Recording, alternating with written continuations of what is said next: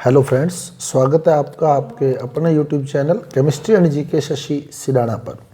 साथियों, आज के वीडियो में हम जो टॉपिक डिस्कस कर रहे हैं वो जनरल साइंस के पार्ट फिजिक्स से जो हमारी यूनिट चल रही है बल व गति, फोर्स एंड मोशन। तो उसी में आज हम डिस्कस करेंगे गति का ग्राफीय निरूपण, graphical representation of motion and गति की समीकरण।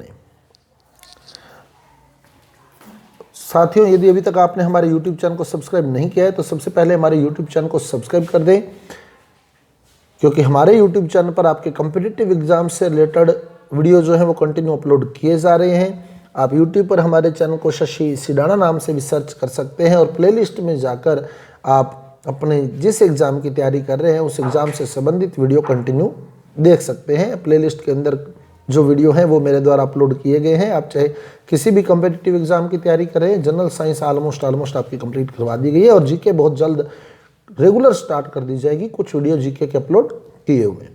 तो साथियों, पिछले 2 लेक्चर हम इसके डिस्कस कर चुके हैं। पहले लेक्चर में हमने बल व इसके प्रकार के बारे में पढ़ा था। दूसरे लेक्चर में हमने बात की थी गति की। आज हम डिस्कस करेंगे गति का ग्राफीय निरूपण, ग्राफिकल रिप्रेजेंटेशन ऑफ मोशन।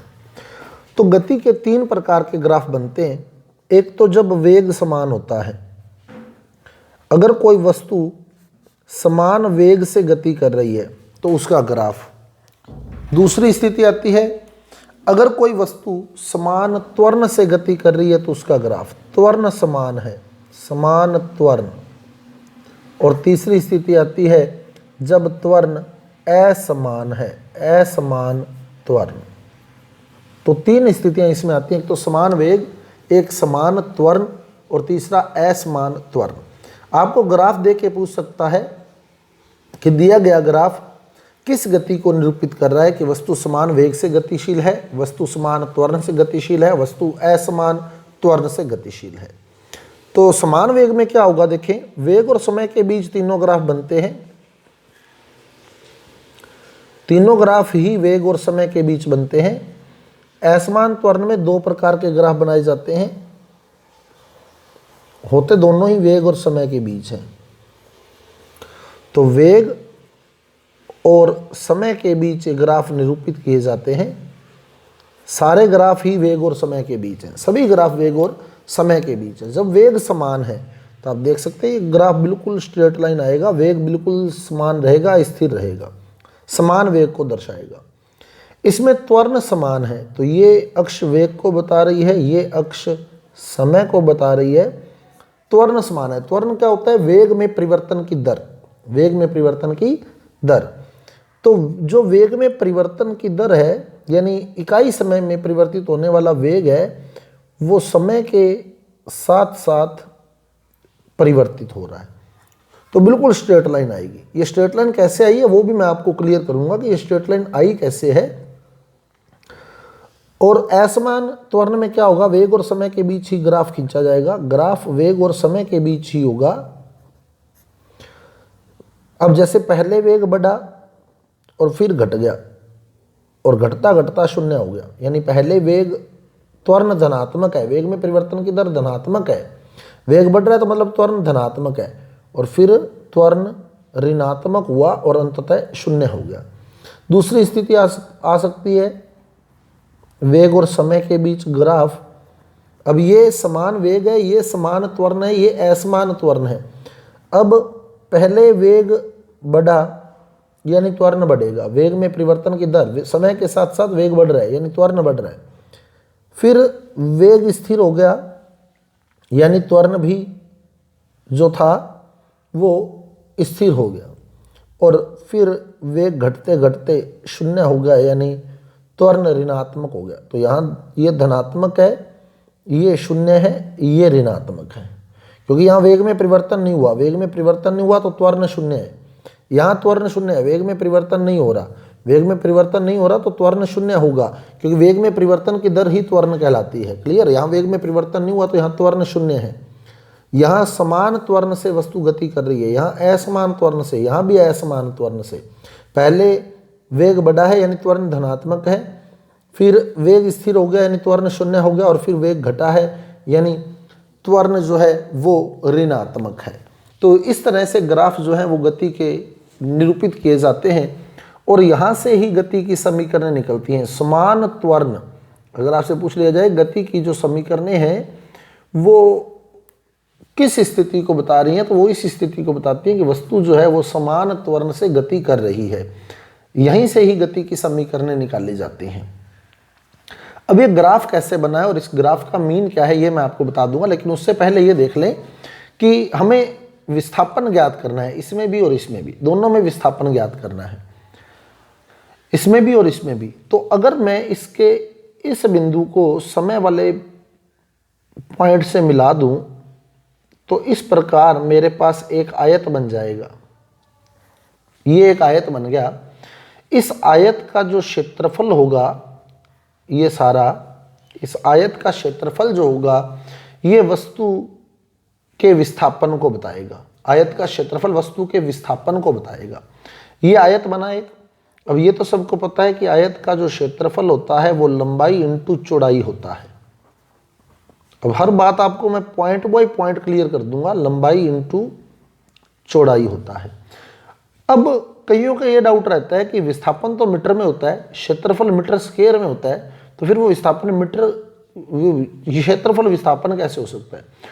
तो विस्थापन ऐसे हो सकता है, आयत का क्षेत्रफल, इसका मात्रक मत सोचे आप। अपने ये सोचते जनरली कि आयत का क्षेत्रफल जो है वो तो होता है वर्ग मीटर, जबकि विस्थापन होता है मीटर, तो फिर आयत का क्षेत्रफल विस्थापन कैसे हो सकता है? विस्थापन तो मीटर में होता है। बिल्कुल विस्थापन मीटर में होता है। अब आप मीटर ही आएगा, देखो आप लंबाई जो है ये लंबाई है, समय लंबाई को व्यक्त कर रहा है, तो समय का मात्रक क्या होता है? सेकंड। क्लियर? चौड़ाई पर क्या है? वेग है। चौड़ाई पर क्या है?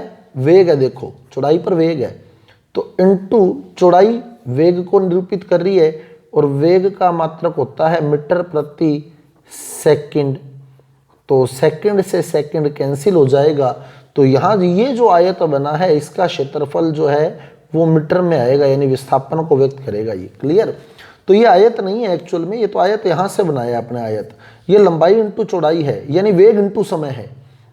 लंबाई क्या है? देखो समय, चौड़ाई क्या है? वेग। तो यानी ये लंबाई इंटू चौड़ाई जो एक्चुअल में वेग इंटू समय है, वेग इंटू समय। तो जो क्षेत्रफल है ना, तो वेग इंटू समय को निरूपित कर रहा है। तो वेग बराबर क्या होता है बताओ? वेग बराबर विस्थापन बट्टे समय। वेग बराबर विस्थापन बट्टे समय। तो विस्थापन बराबर क्या होगा बताओ? वेग इंटू समय। तो ये वेग इंटू समय ही हमने लिखा है एक्चुअल में। ये जो हमने लिखा है ना, ये वेग इंटू समय ही लिखा है, लेकिन यहाँ इस प्रकार से एक आयताकार आकृति बन गई, और आयत का क्षेत्रफल लंबाई इंटू चौड़ाई होता है। तो लंबाई समय को बता रही है, चौड़ाई वेग को बता रही है, यानी वेग इंटू समय ही हम लोग कर रहे हैं। वेग इंटू समय विस्थापन कहलाता है। इस प्रकार इस आयत का क्षेत्रफल जो है ये विस्थापन को व्यक्त करेगा। क्लियर? तो समान वेग से अगर कोई वस्तु जो है वो गति कर रही है तो वेग का सूत्र लगाओगे विस्थापन बटे समय, तो विस्थापन बराबर वेग इंटू समय। तो यहाँ देखें वेग को मान लो v से लिखा, समय को t से लिखा, तो आयत का क्षेत्रफल जो होगा वो विस्थापन को बताएगा। आयत का क्षेत्रफल विस्थापन को बताएगा। तो s बराबर लंबाई इंटू चौड़ाई, यानी v इंटू टी। तो s बराबर v इंटू टी। तो ये समान वेग से अगर कोई वस्तु गति कर रही है तो उसका विस्थापन v इंटू टी होगा। अब चलें समान त्वरण से। अब ये ग्राफ कैसे बना उसको देखो आप। ये ग्राफ बना है सरल रेखा समीकरण y बराबर mx प्लस सी से। आपको एक एक पॉइंट मैं क्लियर कर दूंगा, आप वीडियो के अंत तक बने रहिएगा, एक एक कॉन्सेप्ट आपको मैं क्लियर कर दूंगा। त्वरण क्या होता है? देखो त्वरण होता है a बराबर v माइनस यू बट्टे टी। वेग में परिवर्तन बट्टे परिवर्तन में लगा समय। तो यहीं से ही गति की पहली समीकरण निकलेगी। देखो a बराबर v माइनस यू बटे टी, टी इधर मल्टीप्लाई में आ जाएगा, ये बन जाएगा at। at बराबर v माइनस यू, ये माइनस का u इधर आके प्लस का हो जाएगा, तो ये बन जाएगा v बराबर u प्लस at। v बराबर u प्लस at। जो माइनस वाला u था वो इधर आके प्लस का हो गया, तो ये बन गया v बराबर u प्लस ए टी। ये बन गई गति की प्रथम समीकरण, गति की प्रथम समीकरण, गति की प्रथम समीकरण बन गई v बराबर u प्लस ए टी। अब ये ग्राफ कैसे बना, देखो ये ग्राफ कैसे बना वो समझो आप।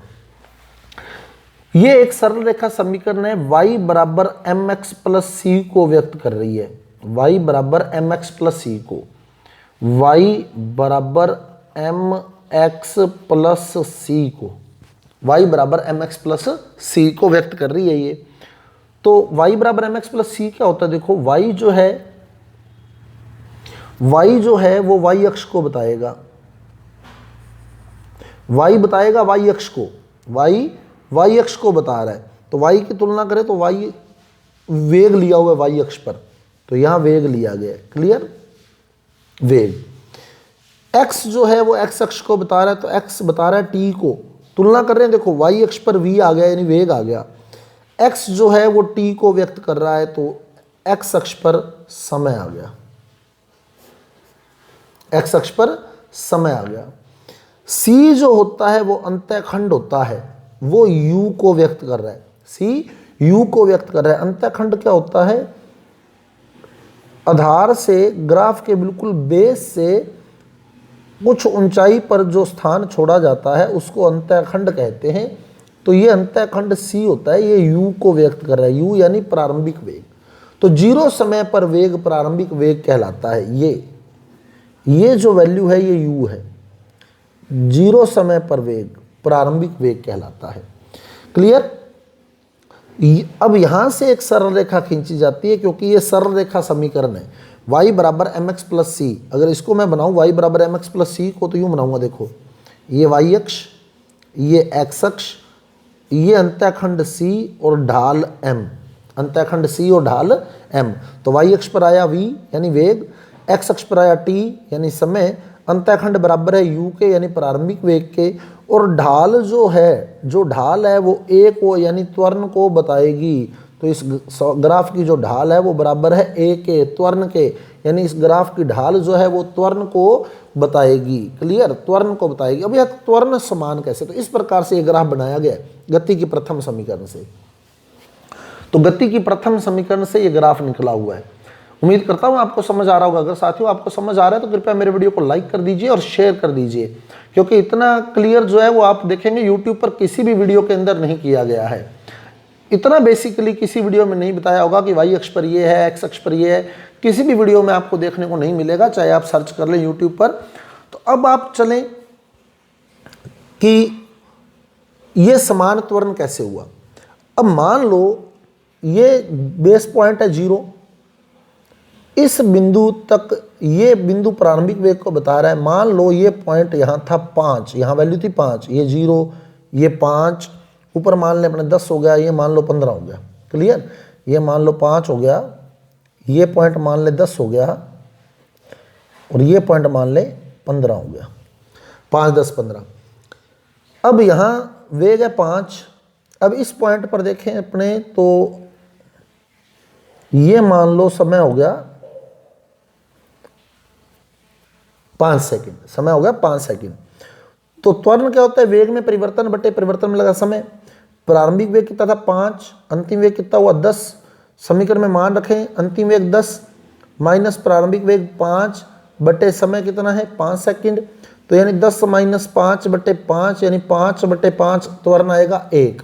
यहीं सीधा सोच लो कि प्रारंभिक वेग 5 था, अंतिम वेग 10 हो गया, तो वेग में परिवर्तन हुआ 5 का, समय लगा 5 सेकंड, तो त्वरण आया 1, त्वरण आया 1। अगला केस देखो, यहां वेग हो गया 15 और यहां मान लो जो टाइम है वो हो गया 10, टाइम हो गया 10, वेग कितना हो गया 15, यहां टाइम हो गया 10। तो अब देखो प्रारंभिक वेग कितना था 5, अंतिम वेग कितना हो गया 15, तो 15 माइनस 5 वेग में परिवर्तन आ गया 10 का, और समय कितना हो गया 10 सेकंड, तो 10 बटे 10 बराबर 1। त्वरण यहाँ भी 1 था, त्वरण यहाँ भी 1 है, यानी इस ग्राफ में वस्तु जो है वो समान त्वरण से गति कर रही है। और कॉमन सी बात है, समय के अनुरूप वेग बढ़ता जा रहा है। जब समय के अनुरूप वेग बढ़ता जा रहा है तो त्वरण जो होगा वो स्थिर रहेगा। और इस समय ये जो इस पॉइंट को, हमारा ये ग्राफ था, देखो ये वाला ग्राफ, इस पॉइंट को अगर मैं आधार बिंदु से यानी समय से मिला दूं तो ये जो मेरे पास समलंब चतुर्भुज बना है, ये समलंब चतुर्भुज जो बना है, जो मैं अभी शेड दे के आपको बता रहा हूं, ये जो समलंब चतुर्भुज बना है इसका क्षेत्रफल जो होगा वो विस्थापन के बराबर होगा। ये जो समलंब चतुर्भुज जिसको मैंने शेड दे दी, आप यहां देख सकते हैं, ये जो समलंब चतुर्भुज जिसको मैं शेड दे रहा हूं, इसका जो क्षेत्रफल होगा वो विस्थापन के बराबर होगा। तो विस्थापन बराबर समलंब चतुर्भुज का क्षेत्रफल। समान त्वरण से अगर कोई वस्तु गति कर रही है तो उस स्थिति में जो विस्थापन होगा वो बराबर होगा समलंब चतुर्भुज के क्षेत्रफल के। समलंब चतुर्भुज का क्षेत्रफल, यहाँ जो विस्थापन था वो आयत के क्षेत्रफल के बराबर था, यहाँ जो विस्थापन है वो समलंब चतुर्भुज के क्षेत्रफल के बराबर होगा। अब समलंब चतुर्भुज जो है, अगर मैं यहाँ से प्रारंभिक वेग वाले पॉइंट से एक सरल रेखा खींच दूं ये वाली, तो आप देखेंगे कि ये समलंब चतुर्भुज दो भागों में डिवाइड हो गया। इसका एक पार्ट तो ये आयत बन गया देखो, और एक पार्ट त्रिभुज बन गया। एक भाग इसका आयत बन गया और एक भाग इसका त्रिभुज बन गया। तो क्या बनेगा, S बराबर त्रिभुज का क्षेत्रफल प्लस आयत का क्षेत्रफल। त्रिभुज का क्षेत्रफल प्लस आयत का क्षेत्रफल। अब त्रिभुज का क्षेत्रफल होता है 1/2 इंटू आधार इंटू ऊंचाई। अब आप देखो, जो आधार है वो समय है, आधार समय है, तो आधार तो हो गया t इंटू ऊंचाई, ऊंचाई ये वाली, ये ऊंचाई है। इसकी वैल्यू कितनी है, ऊंचाई की वैल्यू है 80। ऊंचाई की जो वैल्यू है ये वैल्यू 80 है। कैसे, वो भी बता दूंगा, अभी बता देता हूं आपको। ये वैल्यू 80 है, कैसे देखो आप, ये पॉइंट अंतिम वेग है, अंतिम वेग यानी v, अंतिम वेग v है। ये पॉइंट प्रारंभिक वेग u है, ये इतना तो है u, और बेस से यहां तक हो गया v, तो यानी ये बन गया v माइनस यू। क्लियर, यहां देखें आप, ये पॉइंट जो है 0 से ये पॉइंट u है, और ये जो पॉइंट है ये वाला पॉइंट, ये अंतिम वेग v है, v है। तो जब आप इसको देखेंगे, इसको इतने हिस्से को अगर आप देखें, ये 0 से यहां तक v है, ये u है, तो ये जो इतना हिस्सा है यानी ये वाला जो हिस्सा है ये v माइनस यू है, v माइनस यू, ये v माइनस यू है। और v माइनस यू जो होता है वो 80 के बराबर होता है। v माइनस यू जो होता है वो 80 के बराबर होता है। इसका मतलब ये हिस्सा v माइनस यू यानी 80 है। तो यहाँ मैंने आधार इंटू ऊंचाई, ऊंचाई जो है वो 80 रख दी। तो त्रिभुज का क्षेत्रफल 1/2 इंटू आधार जो है वो समय है। आधार क्या है, आधार समय है, t है। ऊंचाई क्या है, ये वाली ऊंचाई 80 है। तो 1/2 इंटू t इंटू 80 प्लस आयत का क्षेत्रफल। आयत का क्षेत्रफल क्या है, लंबाई इंटू चौड़ाई, लंबाई इंटू चौड़ाई। अब आप देखो, लंबाई तो समय है t, और चौड़ाई जो है वो प्रारंभिक वेग यानी u है। तो ये बन गया आयत का क्षेत्रफल u इंटू t, लंबाई इंटू चौड़ाई।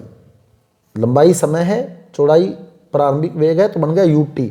तो आप देखेंगे तो गति की दूसरी समीकरण निकल गई है, s बराबर ut plus half AT square. तो ये बन गई गति की द्वितीय समीकरण, s बराबर ut plus half AT square. तो गति की प्रथम समीकरण v बराबर u प्लस AT, गति की द्वितीय समीकरण s बराबर ut plus half AT square. साथियों, यदि आपको समझ आ रहा है तो कृपया मेरे वीडियो को लाइक कर दीजिएगा और शेयर जरूर कीजिएगा ताकि सभी स्टूडेंट इसका बेनिफिट ले सकें। अब चलते हैं गति की तीसरी समीकरण। गति की तीसरी समीकरण कहां से बनी,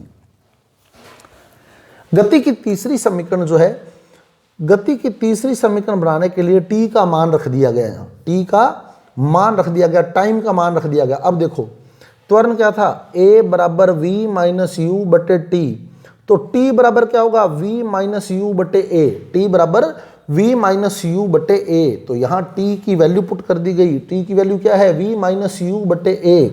तो क्या बन गया, s बराबर u का u ही आ गया, t का मान रख दिया गया क्या, v माइनस यू बटे a प्लस 1/2 1/2, ए का तो ए ही रह गया और टी का मान रख दिया गया। क्या मान है टी का? टी का जो मान है v माइनस यू बटे ए, यहाँ टी का स्केयर है तो ये बन गया v माइनस यू बटे ए का square. Clear? v minus you बटे ए का स्केयर। तो इस प्रकार t की वैल्यू पुट की गई यहाँ, तो s बराबर u, t की वैल्यू पुट कर दी v माइनस यू बटे ए और फिर 1/2 ए का ए ही आ गया, टी की वैल्यू पुट कर दी v माइनस यू बटे ए। टी की वैल्यू v माइनस यू बटे ए कहाँ से आई वो देख ले, त्वरण वाली समीकरण से। a बराबर क्या होता है? v माइनस यू बटे टी, तो t बराबर क्या होगा? v माइनस यू बटे ए। तो t की वैल्यू पुट कर दी गई v माइनस यू बटे ए। अब ओपन कर दो ब्रैकेट को, तो s बराबर क्या बनेगा देखो, u into v u v minus u into u square upon a plus 1/2 a, और इस ब्रैकेट को अगर मैं ओपन करूं तो मैं लिख सकता हूं क्या? v square minus 2uv plus u square, v square minus 2uv plus u square. कैसे लिख सकता हूं वो भी बता देता हूं आपको। a माइनस बी का जब हम होल स्केयर ओपन करते हैं, a माइनस बी का whole square, a minus b का होल स्केयर जब हम ओपन करते हैं तो क्या बनता है बताओ? a square minus 2ab plus b square, यही होता है। अब मैं a की जगह यहाँ v लिखा है u की और b की जगह u लिखा है, तो यानी v माइनस u का होल स्केयर क्या बनेगा बताओ? v square minus 2uv plus u square. तो v square minus 2uv plus u square बटे a का स्केयर, ये ब्रैकेट यहां क्लोज हो जाएगा। अब आप देखो एक a से एक a कट गया, तो क्या बचा बताओ? s बराबर uv माइनस u स्केयर बटे a plus v square minus 2uv plus u square बटे 2 इंटू ए यानी 2a। अब एलसीएम ले लो, ये a है ये 2a है, तो एलसीएम आ जाएगा क्या? 2a। एलसीएम आ गया 2a आ गया एलसीएम। अब चलो आगे क्या बनेगा बताओ? ये बन जाएगा 2uv, s बराबर ये बन गया 2uv minus 2u square minus 2u square plus ये एच डी आ जाएगा v square minus 2uv plus u square. अब आप देखो क्या क्या कटता है, 2uv से 2uv कट गया, माइनस का 2u स्केयर प्लस का u स्केयर, माइनस का u स्केयर बच गया, माइनस का u स्केयर बच गया, तो क्या बन गया? s बराबर v स्केयर तो बच गया प्लस का, u स्केयर बच गया माइनस का, ये 2u स्केयर था माइनस का, प्लस का u स्केयर था, तो माइनस का 2u स्केयर प्लस का u स्केयर माइनस का u स्केयर बटे 2a, और 2a इधर मल्टीप्लाई में आ जाएगा तो 2as बन जाएगा। तो क्या बन जाएगा? 2as बराबर v square minus u square, तो v स्केयर बराबर ये वाला माइनस u स्केयर इधर प्लस हो जाएगा, u स्केयर प्लस 2as, ये बन गई गति की तृतीय समीकरण। तो गति की द्वितीय समीकरण से तृतीय समीकरण बनाएगी कैसे? t की वैल्यू पुट कर t की वैल्यू पुट कर दी गई, यहाँ जो t था उसका मान पुट कर दिया गया, गति की तृतीय समीकरण आ गई v स्केयर बराबर u स्केयर प्लस 2as। तो साथियों आपसे इस वीडियो में ग्राफ पूछा जा सकता है, गति की प्रथम द्वितीय या तृतीय समीकरण या उससे संबंधित न्यूमेरिकल पूछा जा सकता है। और सबसे इंपॉर्टेंट बात, गति की ये जो समीकरणें हैं ये गैलीलियो द्वारा दी गई थी। किसके द्वारा? गैलीलियो द्वारा। गति के नियम न्यूटन ने दिए थे, गति की समीकरण गैलीलियो ने दिए थी। बहुत ही इंपॉर्टेंट क्वेश्चन है। कई बार अगला प्रश्न मान लो सिंपल सा हो, गति की समीकरण किसने दी, अपने जल्दबाजी में न्यूटन कर जाए तो गलत है। न्यूटन ने गति के नियम दिए थे। अगले वीडियो में हम इससे संबंधित न्यूमेरिकल डिस्कस करेंगे। साथियों यदि आपको हमारा वीडियो समझ आया है, अच्छा लगा है, तो कृपया हमारे वीडियो को लाइक कीजिए, शेयर कीजिए और हमारे चैनल को सब्सक्राइब करना मत भूलिएगा। मिलते हैं अगले वीडियो के साथ। धन्यवाद।